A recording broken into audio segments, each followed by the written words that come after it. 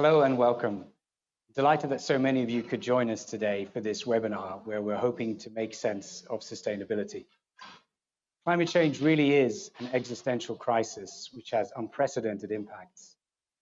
According to the IPCC, a 1.5 degree average global temperature rise could see 20 to 30% of species at risk of extinction. A 2-degree rise will see most ecosystems struggle. This is also a human crisis where, according to some estimates, by 2050, up to 216 million people could be displaced. Now, this all seems very remote and far away from you running your business today. And indeed, a recent survey found that 91% of UK small businesses felt overwhelmed and did not know where to start in their fight to tackle climate change. However, small and medium enterprises are vital if the UK is going to hit its net zero goals. After all, SMEs represent 99% of all businesses and are the heartbeat of the UK economy. So if all businesses can make small changes, it could tally up to a huge impact. By the end of this webinar, we hope to have given you some tools so you know how to start, as well as the business case as to why it's great for your business too. I'm delighted to say that in today's webinar, we'll be joined by a range of businesses, some just starting out on their sustainability journey, others already making a huge impact, as well as with a great panel and some fantastic experts from Lancaster University as well. Now, sadly, Mike Berners-Lee could not be with us here today as he's unwell. However, we've just recorded a short video where he explains in some more detail the context of the challenges we face. Hello, Mike, and welcome. Hi, Will, and so I'm so sorry I can't be with you in person. So I've managed to finally get COVID, but I'm otherwise okay. Yeah. Right. Well, look, thank you very much for taking your time this morning. So, first question I have for you is that we've known about climate change for a very long time. There's been 26 international summits to work on solutions. How are we getting on? Okay, so I suppose the real test of how the world is getting on, since climate change is a global problem, is to have a look at the global emissions curve. And you can actually trace that curve back for about 160 years. You find it's been mathematically exponential for pretty well all of that time, going up at 1.8% per year, give or take a bit of noise between individual years. And if you zoom in on the last 30 or so years, you might expect that you'd see some evidence about the progress we've been making. What you find is that if you look at that curve, you can see a few events have happened. You can see a little dip for the dissolution of the Soviet Union. You can see a dip for the financial crisis of 2008. And you can see a slightly bigger dip for the pandemic, from which we're bouncing back now. But what you can't see, if you look at that curve, is any clear evidence that humans have noticed climate change at all. So that's the sort of depressing picture. So at the macro level, not only are we not slowing down our emissions at all, we're actually still doing more and more emissions more or less every year. So that would be the very depressing picture. But the real question, I think, would be, to what extent are we getting towards a kind of social and economic and political tipping point under which the kind of big system change that we so clearly need becomes possible? And that's much harder to gauge. But I think, what I would say is that the energy for it is rising. Humans are waking up. The sorts of conversations that I'm having with businesses are really quite different very often from how they were 2 or 3 years ago.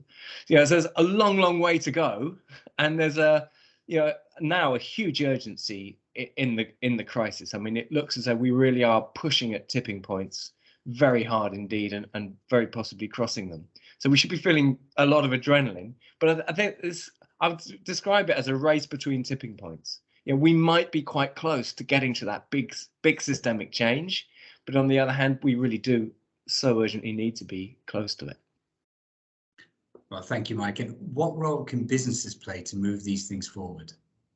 So that's a really interesting question as well. So one of the good things that's been happening over the last 2 or 3 years has been everybody's talking about net zero and businesses setting targets and so on. And I think that if that's done well, that is part of what businesses can do. It's an important part. It's absolutely not the whole story.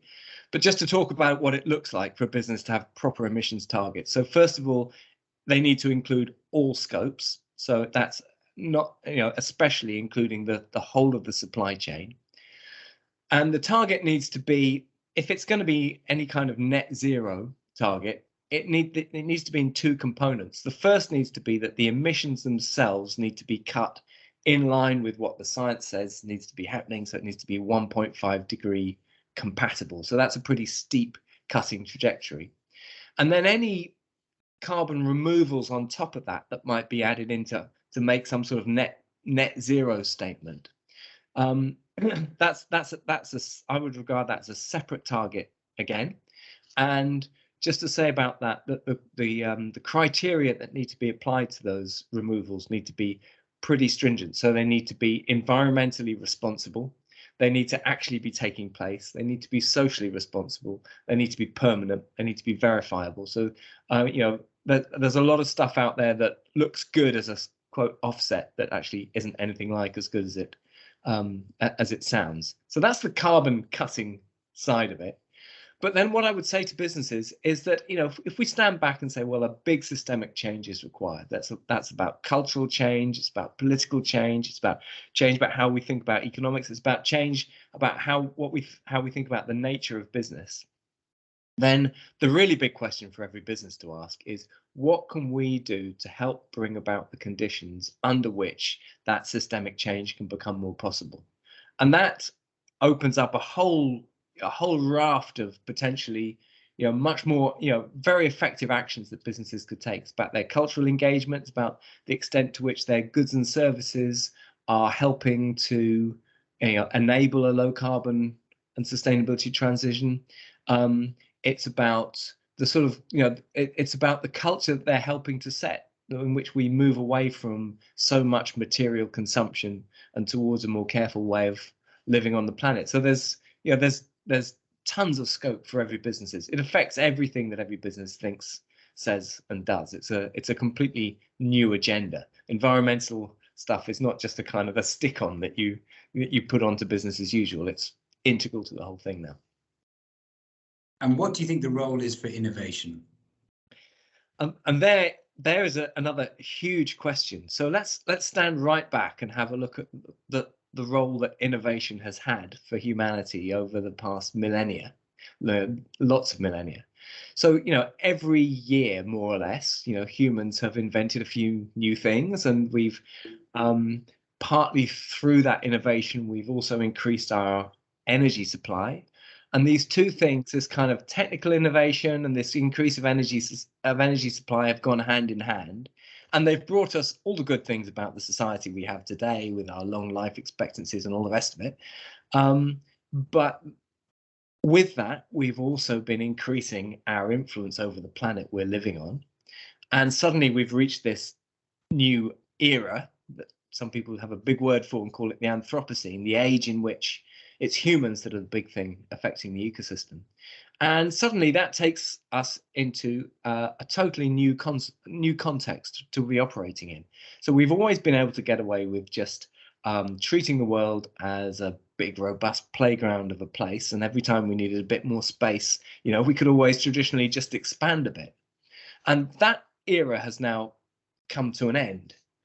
And so that means we need to make sure that everything about how we do life is now fit for the Anthropocene. So that it's unsurprising we need to have a bit of a rethink in some aspects of our economics, the way we do politics, the way we solve problems, the way we think about business and all the rest of it. But in particular, just in relation to innovation, we need, it's just worth reflecting that whilst innovation has brought us many good things, and whilst it's clear that there are some innovations that we absolutely need like crazy to enable us to make the low carbon transition, for example, it's also true to say that innovation taken as a whole has been part of what has taken humanity to this incredibly dangerous place. So what I would argue is we need a new relationship with technology and innovation, and we actually need to get much better at picking which ones we run with and which ones we leave on the shelf, because it has taken us to a very dangerous place. And at the moment, we're kind of stuck on a dynamic where we talk about technology as if we invent it and we're in control of it. But you could kind of argue that in a basically market-based economy, if anybody develops a technology that provides an efficiency improvement, it's very hard for anybody to not adopt it, because suddenly you get left behind if you don't. So we end up adopting all this stuff actually regardless of whether it's good for people or planet. So somehow the really huge challenge is, how can we have more agency over our technology? But interestingly, in my business, we're starting to work with some high-tech research and development outfits now that are asking that question in a very searching way. And they understand, for example, that efficiency improvements don't by default lead to a lower carbon world. Actually, they lead to just more growth and a higher carbon world.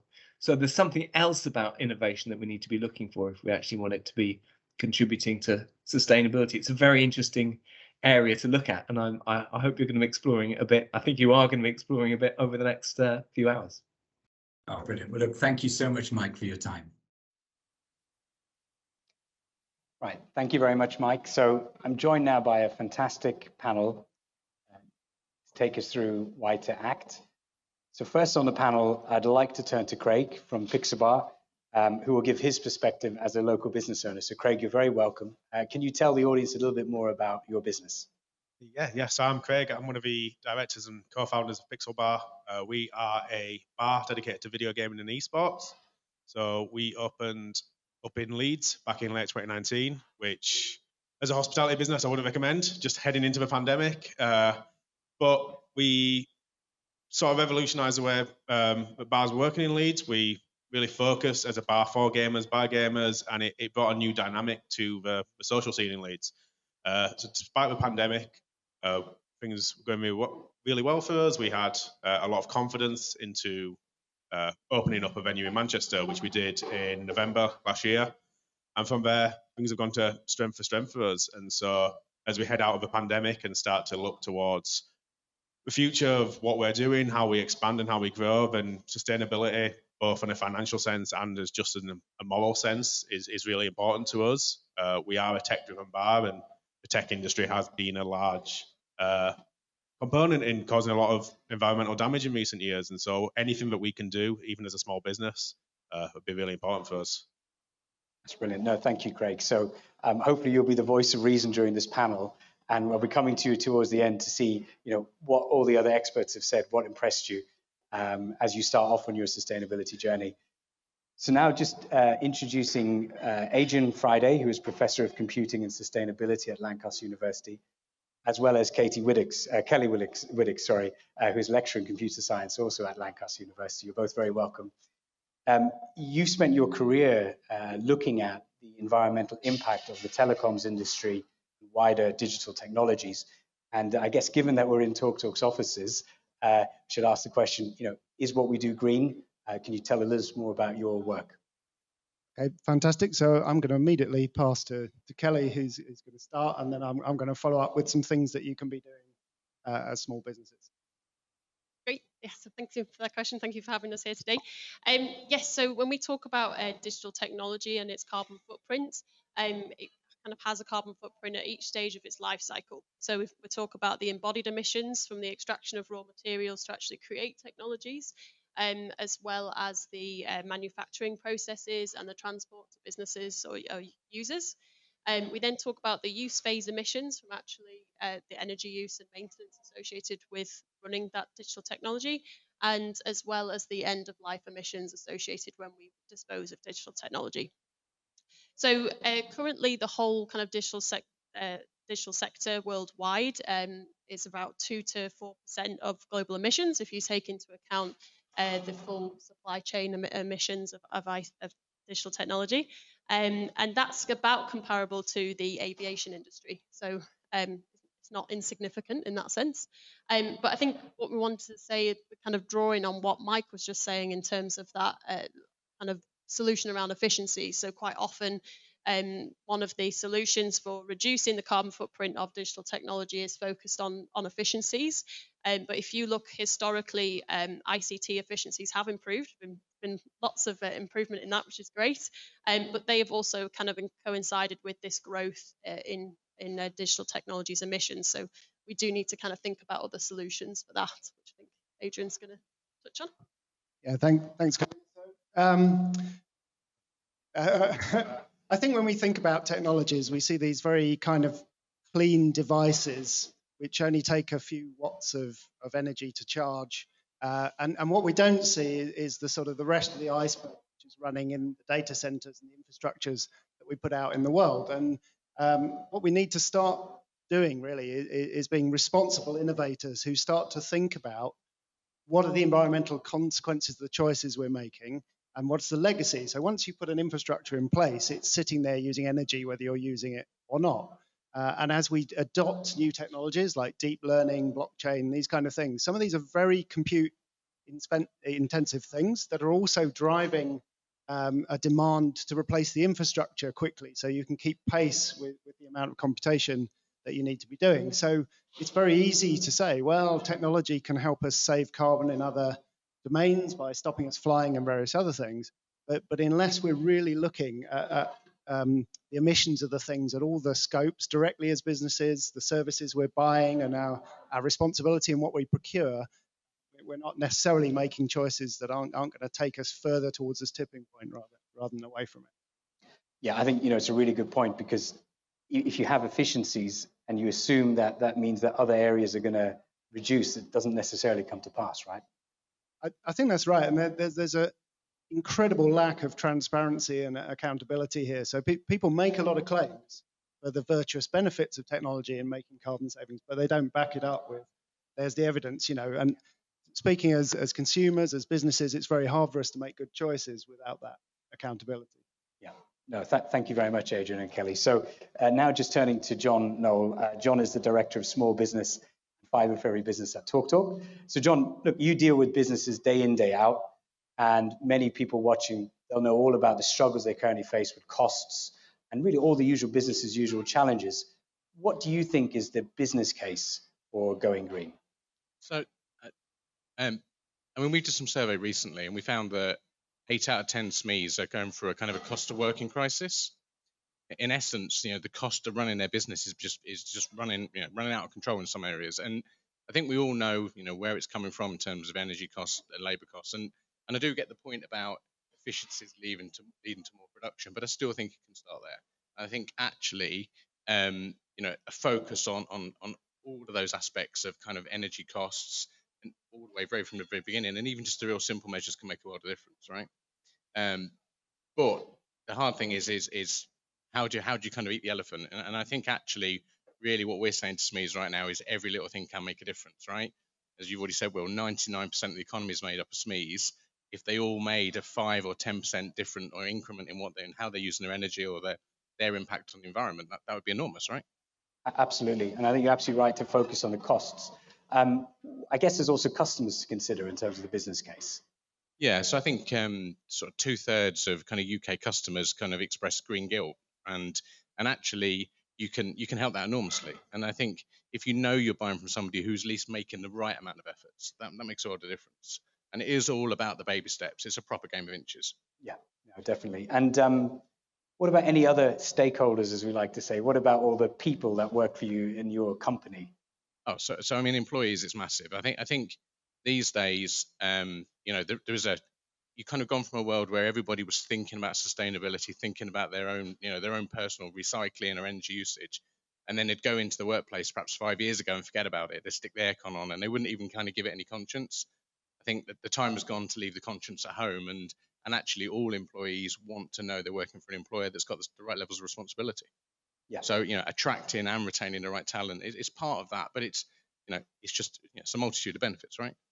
Yeah, absolutely. And there's lots of surveys on this. I just picked one out that from Deloitte this year, environmental sustainability efforts have a positive impact on employee morale and well-being, 84% response, employee recruitment and engagement, 77%.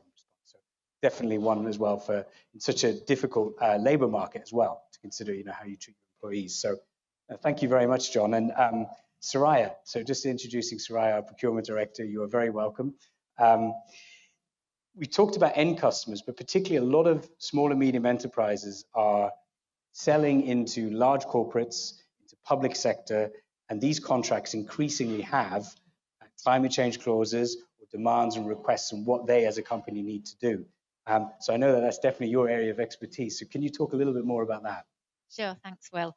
So yeah, I mean, as you'll probably know, all large companies now and all listed companies have to report their carbon emissions, and ultimately that's going to extend to all companies. So in practice, what that means is not only do we have to understand our own carbon emissions, but also what that means for our supply chain as well. So what we've done at TalkTalk is we've now got a standard clause in all our contracts asking for the supplier to disclose the carbon emissions so we know what their start point is, and then really try and work with them to improve on that. And we've used things like annual contract reviews to sort of track and make sure that we're progressing in the right direction. There's some companies actually that are doing some pretty good things out there now. So Tesco, as an example, has written to every one of its suppliers and asked for their net zero goals. And similarly with contracts in the public sector over a certain amount, they're now asking for the same thing. So there are some progressions being made, which is great to see. One thing that we've learned, I think, is that it's not necessarily one huge thing that's going to make the difference. It's lots of small things added together. And one thing that we looked at last year was our routers. So as a company, obviously, we can't get away from the fact that we have to issue lots and lots of routers to our customers. But what we've really focused on is how we can minimize that impact. And what we did was really focus on the refurb of those routers. And actually, we've doubled the amount of refurbs that we've done over the last year. And that has huge benefit from a sustainability perspective. So it's just a case of as many of those initiatives as you can do can really make a big difference. No, definitely. No, thank you, Soraya. And I think those suppliers that have participated and been quite leading in terms of helping us, in some respects, they are not necessarily an advantage, but, I think it helps to cement their relationship with us, right? And similarly what we do with others. Absolutely. And I think it's such a hot topic now as well that I think our customers will start to demand this kind of thing and ask for visibility of what we're doing. So it's important from that perspective as well. Okay, brilliant. Thank you, Soraya. So I guess turning back to Craig, and the mic will have to snake its way back. So you heard a bunch of different reasons to act. Any of those that resonated for you?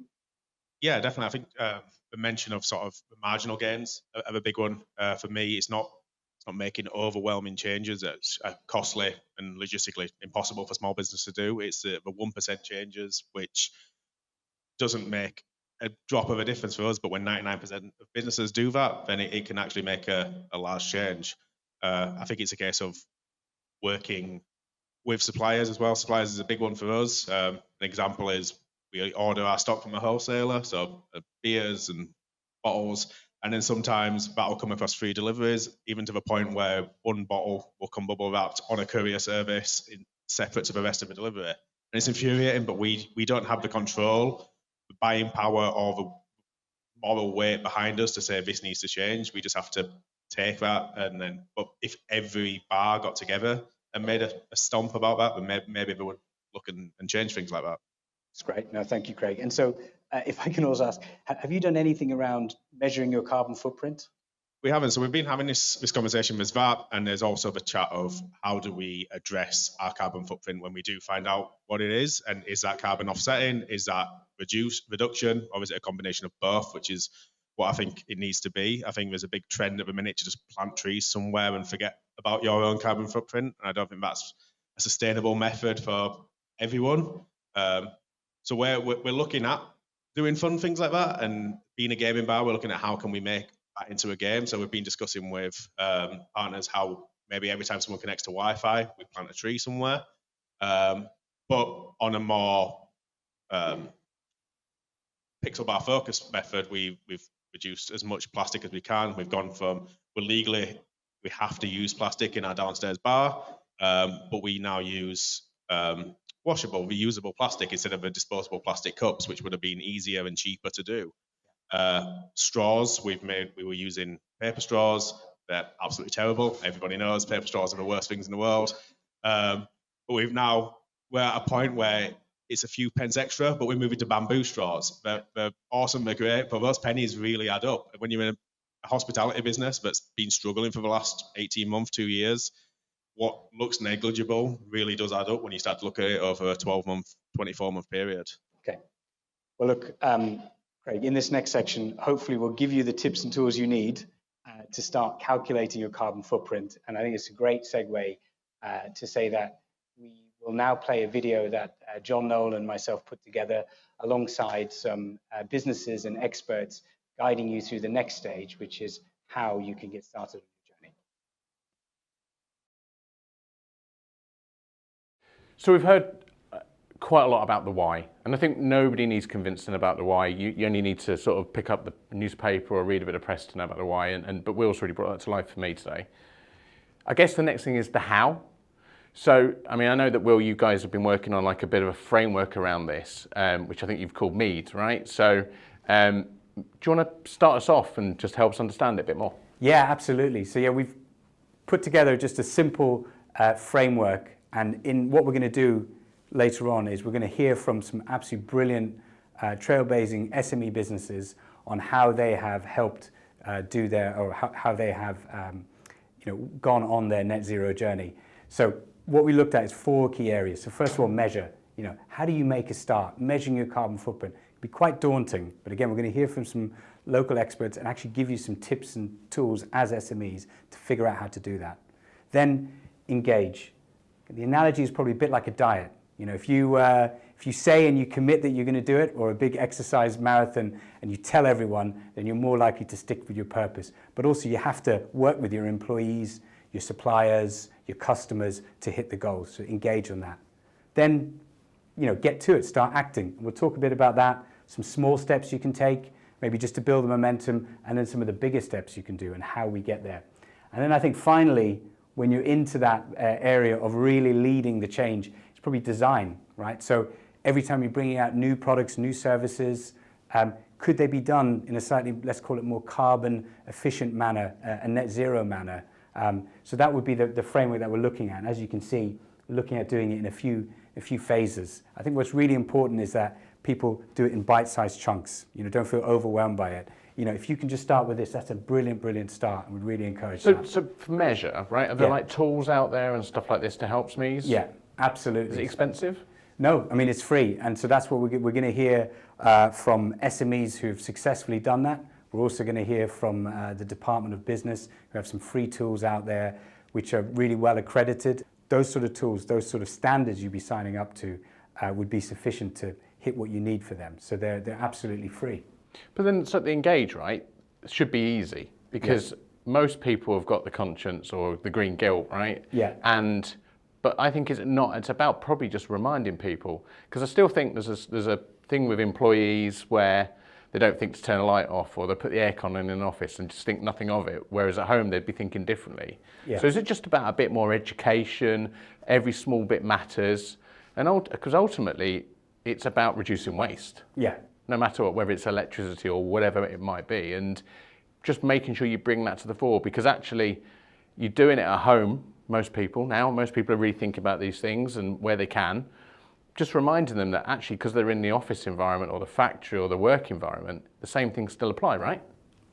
Absolutely. So I think you're right. It's about looking at waste, looking at efficiency. It can even just be as simple as asking a question.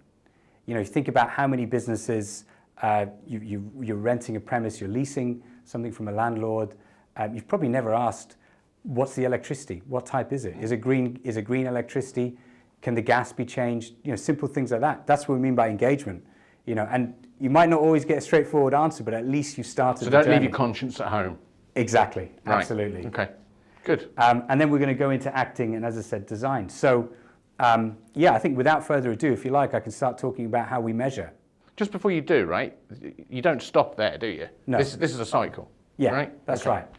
That's right. Yeah. And presumably over time you evolve and you get better and you get closer to the middle, really, and kind of where you really want to be in terms of the target. Yeah. Perfect. 100%. Brilliant. Okay. So just going into measure. So this is the bit that obviously is very daunting for a lot of businesses. There's a lot of acronyms, words and areas and things like that. Don't be afraid to start with what you have today. So as a business, TalkTalk, we've been measuring our carbon footprint for well over a decade in our operations and our data centers, and I'm pleased to say that we've had some really significant reductions in that time. But the key there is that over time, what we've done is we've added more and more elements to it. So now we do a much more comprehensive overview, and we look a lot at our suppliers and all of our supply chain, as well as our customers. And we have to think about how the electricities customers consume to use our connectivity services, our routers and TV services and mobile. Now, for a lot of SMEs, they don't need to go into that detail. That's for corporates. But the key lesson there is just, starting small and expanding is perfectly legitimate, and would definitely encourage that. But isn't it about common sense, right? Yeah. To a certain extent. Because I remember when I started out in the telecoms industry, you'd go into a data center or a computer room and it'd be freezing because everyone said it had to be cold to protect those servers and stuff like this, right? Well, actually, the reality today is they don't. You run them a lot warmer because you just need to get the coolant to the right places. Yeah. And so it is common sense when you think about it, but it's like if you walk into an office or you walk into a meeting room and the aircon's blasting and it's freezing cold, it's probably been doing it all weekend, right? Yeah. So if you're measuring that and you're aware of it, then you might like to do something about it rather than, as like I say, leaving your conscience at home. Yeah, that's right. So I think, take TalkTalk as an example, we've got 2 of our data centers which work on natural coolants. So again, it's replacing those air conditioning fans with how we can do natural air circulation. Now, again, that sounds real common sense, but actually when you get into technicalities, it's not so easy. And the engineers have done a fantastic job in bringing that about. But yeah, I do think, with measurement, obviously it's a new series of tools, of names, nomenclature. There's scope 1, scope 2, scope 3. So it's like a new accounting standard. So that can obviously be a bit daunting. But again, we are going to hear from James Cannings, and so he is part of a company called MSQ, very successful SME, and he's done a fantastic job of measuring his carbon footprint. And in fact, it went so well that he's got a free course available online where any SME can join. And I have to say, I've looked at it, I think it's brilliant. So maybe with that, maybe over to James to talk a bit about his journey on measurement. Hi, I'm James Cannings and I'm the Chief Sustainability Officer for a global digital marketing group called MSQ. In 2019, I accidentally found myself on a journey to become an expert in carbon footprint modelling after taking the digital agency that I founded, Carbon Negative. The crucial aspect of that was learning how to model our footprint. At the time, I discovered that it was much harder for smaller businesses to get started than I'd assumed. The terminology was confusing. I didn't know what scope 1, 2 or 3 meant. I found the modelling tools and the online guidance really confusing. I didn't know the difference between net zero and carbon neutral. I didn't know if offsetting was a good thing to do, and I certainly didn't understand the difference between offsetting and carbon capture. But I knew that I needed to measure my footprint in order to be able to develop a decent plan to reduce it. How could I know where to start and where the quick wins were if I didn't measure it properly? In our case, as a professional service business, it was far more about encouraging greener commuting and business travel, helping our staff move on to renewable energy at home as well as in our offices, and starting to tackle our suppliers. We've now set science-based reduction targets and are on track to meet our short-term goal to halve our emissions per head by 2024. To support our staff over the last couple of years, we've rolled out electric vehicle lease hire schemes, electric bike lease hire schemes to complement the existing cycle to work schemes, a range of renewable energy schemes, a staff offsetting and tree planting scheme, as well as initiatives to gamify the reduction of staff footprints. It's not why I started on our sustainability journey, but the commercial benefits of behaving in this way are significant. To help play my small part, I've open sourced everything that I do. My calculators and all my learnings on climate change, offsetting, tree planting, carbon capture, staff schemes and more are available on my free course on the FutureLearn e-learning platform. Launched at the end of last year, we have now helped over 1,500 companies from all over the world. There's a lot more support available today than there was just a few years ago, and that's so critical in ensuring we can help busy SMEs play their part in our journey to net zero. So we talked about measure, and I think we understand that better. So let's talk about now engagement, the engagement strategy. Where does it stop and start, Will? Yeah, so when we say engage, we just mean basically figuring out who are the key people that are going to make it happen and starting the conversation with them. So typically for most businesses, probably your employees, your customers, your suppliers, maybe also your investors, people backing you to making sure that they're behind you on the mission. So I just wanted to talk a little bit more about how we've engaged our employees. We've got an internal group, which is on our intranet site. It's called #NetZeroHeroes.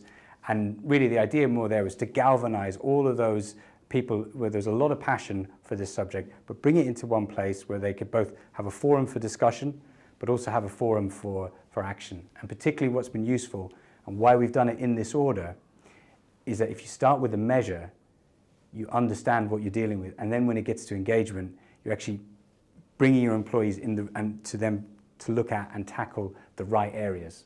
So that's why I would definitely encourage businesses to measure first, maybe do that accounting side, and then because then when you do the engagement, it's actually meaningful and it's in the right area. Did you find there's more people that wanted to talk about it, any more than you engaged than you expected? Yeah, so we've got a very active group. It's about 70 regular members. What I would say on this topic is there's probably quite a lot under the surface. So in my day job, going around speaking to people from all across the business and outside the business, is often the very end of the meeting, people come to me and say, look, hey, I'm actually really passionate about this, or I'm about to get an electric vehicle, or I've switched my electricity provider. So there's often a bit maybe under the surface as well, where climate change can be a bit of a grim topic, let's say, at times. So people don't maybe wear it on their sleeves as they do other topics. But I think deep down there's a lot of care and interest. And I do find that I'm able to ask a lot of favors because people want to help if they can. So what next for businesses, Will? Yeah, so obviously we heard from James and he talked about his measurement platform and tool. I'm delighted to say that we've also got a contribution from Sam Lux, who really spearheads net zero at the Department for Business, Energy and Industrial Strategy. So it's one of the UK government departments. Hi everyone, I'm Sam Lux from the UK government's Net Zero Business Engagement team. We're partnering with the United Nations on their Race to Zero campaign, which is the largest alliance of organisations all over the world committed to net zero emissions by 2050 at the latest. Different organisations have specific routes into the Race to Zero. For small businesses, it's mainly via the SME Climate Commitment, which can be found on a global portal called the SME Climate Hub. We've created a UK page within that global hub, which provides practical steps on how you can start reducing your emissions, as well as some inspiring case studies. We're trying to get as many small businesses in the UK to sign up to the Race to Zero as we can so that we're a world leader in this area. And at the moment, over 76% of sign-ups across the world are in the UK. So we're doing really well, but there's a long way to go. Whether you decide to commit or not, you can access a fantastic suite of free tools simply by registering an email address. And these include a climate fit education course, which breaks down net zero into sort of 7 achievable steps. And those actually include engaging and inspiring other businesses and customers to show what you're doing. There's also a quite recently launched business carbon calculator tool that allows you to easily measure your emissions, and soon that will link to an intuitive reporting tool. There's also a completely open access tools and resources library, so you can dive into specific areas in a lot more detail without even registering an email address. So to summarise the steps that you can take today, visiting the UK Business Climate Hub, find those free tools that you can use to help you measure and reduce your emissions, and also engage your customers and suppliers. And then finally, a bonus would be making the SME climate commitment to join the Race to Zero. Thanks very much. So it's great to hear from Sam. So let's now talk about action, because theory and concepts are really important. And one of our core principles in TalkTalk, and one of the pillars we work to is we challenge, right? It's something we live and die by. So I'm going to challenge Will now, right, to tell us and share with us what we're doing as TalkTalk and where we are on the journey. Yeah, no, thank you, John. So I think first of all, having measured and engaged, we've set our targets. We've committed to what's called science-based targets. What I would say, the way maybe I'll talk about our actions is thinking about SMEs, or what every business is common to. So for every business, there's probably 3 areas I think that you can look at. Energy efficiency, your power, so what kind of power you use, and your transportation and fuels. So that's probably should be common across others. There'll be many businesses that have lots of other different bits and bobs, but that should be quite common. So taking each in turn, energy efficiency, I think we talked about that earlier, and probably the big wins for us has been the efficiencies in the data centers, so the natural coolants, figuring out the fans, noticing maybe where they don't need to be blasting out so much cold air. The second area is power, right? So think about what is the power source that we use. And again, in 2020, we switched from what's called brown energy to green energy. So now we're powering our offices and data centers on renewable. And in FY21, or I should say in 2021, we switched to what's called green gas, so a mix of biofuels and gas to heat and cooking in some of our offices. So all that has helped to reduce our carbon footprint even further significantly. And then probably the third area to talk about is transportation and fuels, right? So one area that's specific to TalkTalk, but we use backup diesel generators in the data centers in case they fall over. Again, this year we're going to switch that over to more of a sort of a blended sort of biofuel away from diesel, so that will save some emissions. But then also we've got a small fleet of vehicles. So there are some vehicles that is used by TalkTalk which isn't in our direct control. So that sits as a supplier, and we're absolutely having regular conversations with them about the switch to EV. But we also have a fleet of vehicles, and I'm pleased to say we've just started taking and delivering our first EV orders. We know there's going to be challenges along the way, but it's great that we've made the start. So we've talked about measure, engage, and act. Now let's get to the next bit, which is all about design. Will? Yeah, so what we mean by design is, if you've taken those 3 steps, you're well on your way in your existing products, but that will all, if you like, go backwards. If the next time you bring out a new product, a new service, open a new store, whatever you're doing, you fall back into the old ways. So really it's about taking all those learnings and bringing it through to the next step. So how can you make sure that your services are, let's call it sustainable from the ground up?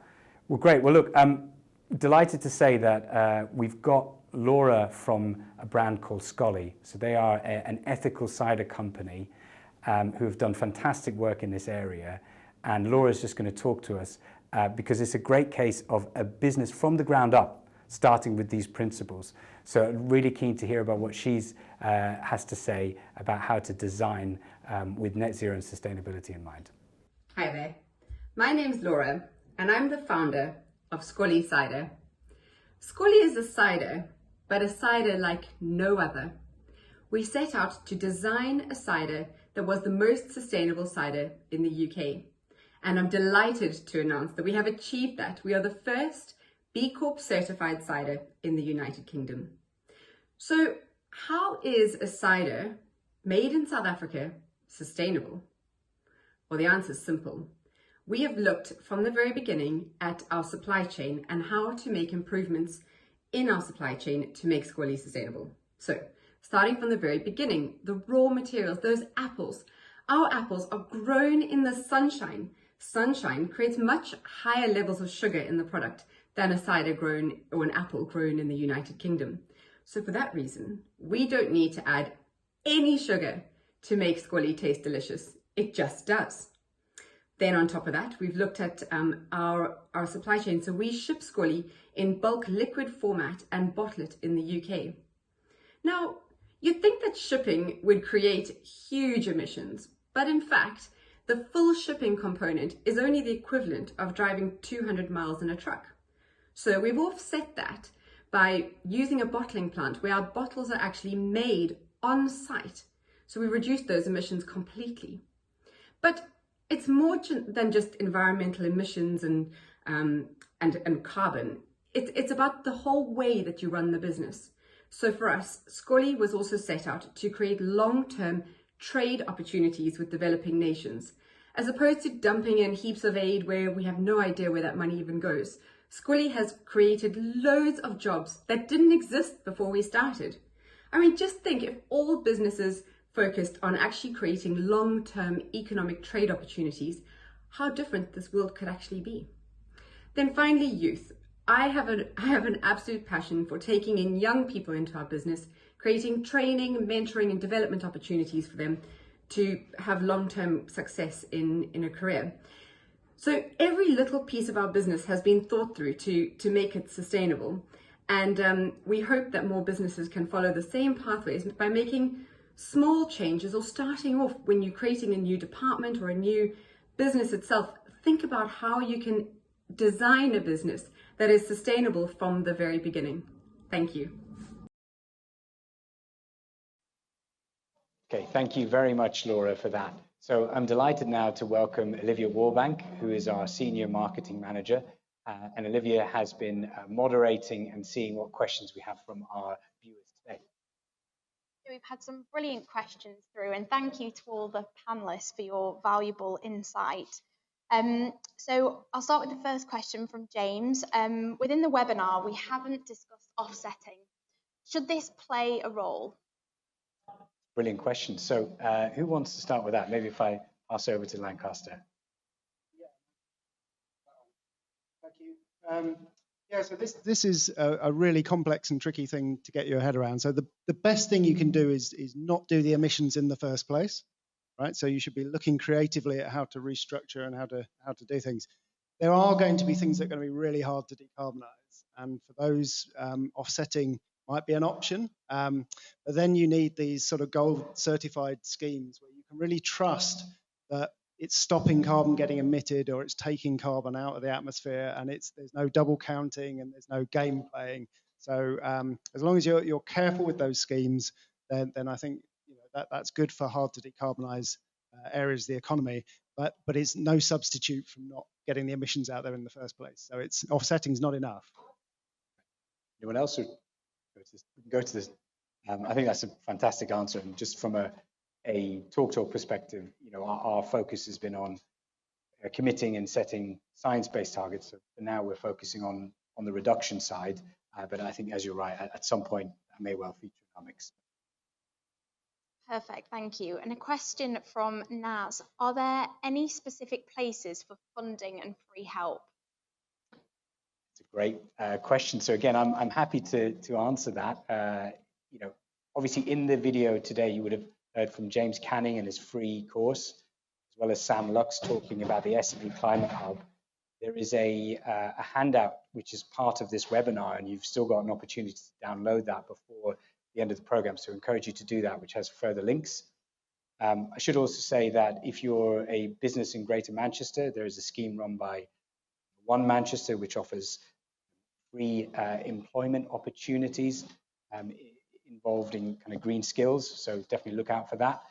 And I think the final one, although I can't give all the details, but if you keep an eye on perhaps our social TalkTalk business, we will be looking to do something around helping small and medium businesses, specifically on the topic of energy efficiency, with some free innovation trials. So, Brilliant, thank you. And a good question here from Reva as well, who asks what the biggest barriers to sustainability are. Golden question. Great. I think everyone needs to answer that one. So Craig, maybe do you want to start first? What in your experience are the biggest barriers? As a small business, finance and control. So finance to make the changes which we know are going to cost us more in a industry and a climate where so many small businesses are struggling, and those incremental changes could put them out of business in a year's time. And then control to make the suppliers or people or the companies we work with to also follow suit, and to tell one of our suppliers, hey, can you use less plastic, or can you do this? And if they turn around and say no at the minute, what do we then do? In that sense, we can't just move to a new supplier every single time something upsets us, or else I'd probably have a new supplier every week. But it's a case of accepting some defeats, I think, as well, in that sense, and taking a lot out of the wins that you can make. So moving to stuff that is more sustainable, finding ways that might cost you a little bit more now in the upfront, but in 12 months' time, in 2 years' time, when you've actually seen the gains because you're using a cleaner energy and it's actually cheaper, that sort of thing. So it might have taken a little bit of infrastructure to get set up. But yeah, definitely control and finances are the struggles for me. Brilliant. Thank you. Pass over to Lancaster. Yeah, no, I mean that's an excellent point. So I think often we don't even understand some of these subtle things, like the way procurement decisions are made, or as you say, it might be cheaper in the long run to do the environmentally positive thing, but the way it's set up, it's actually unaffordable for you as a business. And I just think we need to be surfacing those issues and thinking differently about how we price those things, how those contracts look, and doing that, so we can change the system. So it is the obvious thing for you as a business to do, is the sustainable thing. Brilliant. Thank you. Yeah, no, great. That's it. I think I just wanted to kind of add in terms of you know, the barriers that or the challenges around this are actually really an exciting opportunity for us to rethink when it comes to kind of digital innovation, and that constraints might be a good thing, and that we can rethink how we kind of have digital technology today. So whilst there are lots of barriers, and we've kind of discussed two, so or we kind of had two perspectives so far, I think it's actually quite an exciting opportunity for the sector. Brilliant. Thank you, Kelly. John, barriers. I think keeping it on the agenda. I think for small businesses right now, it's hard. I think it's, you know, any of your costs are going up from a supply chain, recruiting and retaining the right people is hard. And actually, it could be quite easy if you've got a small business to just put this on the kind of the long list of things to worry about. And so I think keeping it on the agenda is important. I think to Craig's point, keeping the pressure up on your supply chain and everyone else around you comes back to that design point, because we will all bring about change eventually, right? And it is just about continually keeping that pressure on, and then just taking the opportunities when they arise, right? You know, if it is about changing your lighting, well, make the gradual switch to LED lighting, right? It doesn't have to be massively expensive. You can do these things gradually. And there are other technologies that are better. I mean, even in our industry, you know, fiber technology is a lot more energy efficient than copper, right? So if you've got the chance and you're going to change, look at those things. It's the same when it comes to your vehicles, your fleet, even things like your green energy versus your brown energy. It doesn't actually have to cost you more. So just take those opportunities when they arise and just keep it on everybody's agenda for me. Brilliant. Thank you. Soraya, maybe we were talking about the brown and green energy. What's your experience from that, from a procurement point of view? Interestingly, actually, we absolutely were committed to going green with our power and electricity. And even though we knew or we expected there to be a cost involved in that, and I'm the big bag procurement director, it was a cost that we're actually willing to take. And actually, when it came to it, it was actually no more expensive than brown. So I think sometimes there is, we assume that it's always going to cost us more, but actually in that instance, it didn't. So just a bit of a lesson learned, certainly for me. And I think in terms of barrier is when we're negotiating with suppliers, you know, the focus is very much on cost and the finer terms, and actually sustainability can quite often be quite towards the bottom of a supplier's list. And so I think it's just a case of making sure we bring that back to the top of the list and making sure we don't forget about it in all of the other things that we're talking about. Brilliant. No, I couldn't agree more with that. Olivia, any more questions for us? I think we've probably got time for one more. Sure. So this is a good one from Celia here. If you had to select one action to take now, what would that be? Great. Well, thank you, Celia. That was Cecilia or Celia? Celia. Celia, thank you, Celia. That was a fantastic question. So I'm going to put everyone on the spot for that one, I think, as well.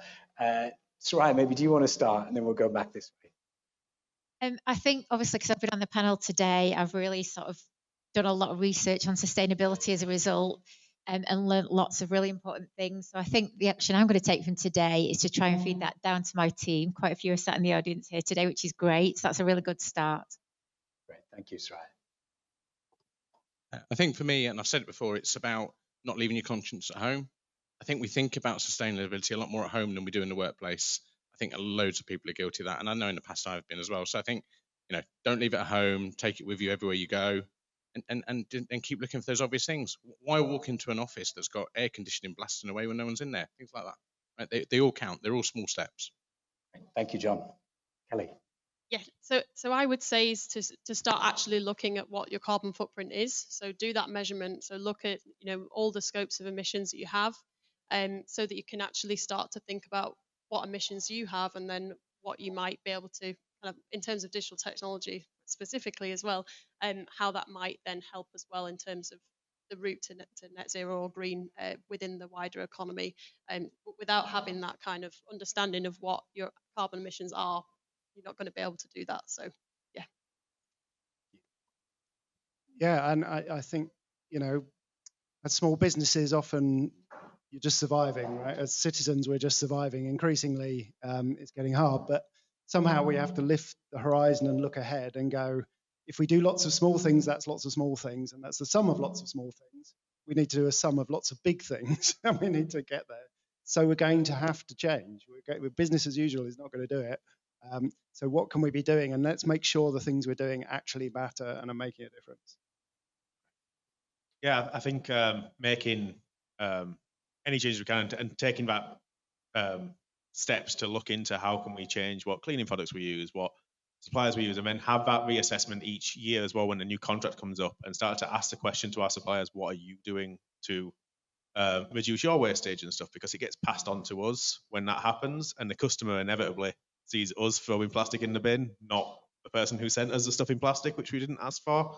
I think that's a challenge as well, is the optics of it, as it's becoming ever more important that we do it, but it's also becoming less marketably viable. Not every bar, like there's bars which are environmentally focused and green focused and vegan focused. So anything we do is going to pale in comparison to those guys. And so I think a lot of businesses think, well, kind of what's the point? We can't, or like in the cider company, it's a great company, but the second cider company to do that isn't going to have as big a marketing push behind it. And so I think it's a case of sort of accepting that you're probably not going to go viral from using paper straws anymore, as you might have done 6 years ago, but accepting that it's probably good for the planet and for your staff and your customers if you do that. Brilliant, Craig. I think that's a fantastic answer. And I think, I guess my answer to that is the words of Peter Drucker, the management guru, you know, what you can't measure, you can't manage. So I would definitely echo what Kelly said about the carbon footprint. And in fact, I think that's what John and I discussed earlier, which is once you have that, I think you can really identify what's material and what maybe you think is important, but actually doesn't have a big impact. So any last questions, Olivia, or is that all? I think that's probably good. So thank you, everyone. No, thank you so much, Olivia. Well, all it leaves for me to say is thank you so much to Craig, to Adrian, to Kelly, to John and Soraya for a fantastic discussion. We hope that we've helped make a little bit of sense of sustainability. Thank you very much and good afternoon.